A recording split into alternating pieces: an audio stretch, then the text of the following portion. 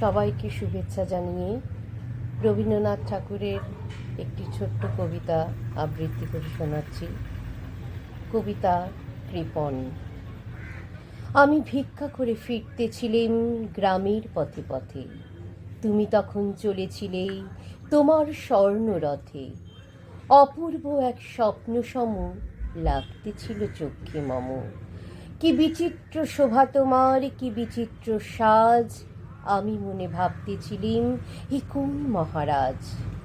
আজি শুভক্ষণে রাত পোহালে, ভেবেছিলিম তবে আজ আমার দ্বারে দ্বারে ফিরতে নাহি হবে। বাহির হতে নাহি হতে কাহার দেখা পেলেম পথে, চলিতে রথ ধনধান্য ছড়াবে দুই ধারে। মুঠা মুঠা কুড়িয়ে নেব নেব ভারে ভারে। দেখি সহসা রথ থেমে গেল আমার কাছে এসে, আমার মুখ পানে চেয়ে নামলে তুমি হেসে।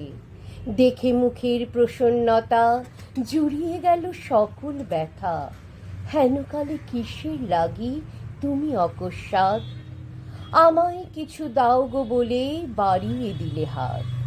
মরি একই কথা রাজাধিরাজ, আমায় দাও গো কিছু। শুনে ক্ষণকালের তরে রইনু মাথা নিচু। তোমার কিবা অভাব আছে ভিখারি ভিক্ষুকের কাছে, এ কেবল কৌতুকের বশে আমায় প্রবঞ্চনা। ঝুলি হতে দিলেম তুলে একটি ছোট কণা, যবে পাত্রখানি ঘরে এনে উজাড় করি, এ কি ভিক্ষা মাঝে একটি ছোট সোনার কণা দেখি। দিলেন যারা আজ ভিখারি রে, স্বর্ণ হয়ে এলো ফিরে।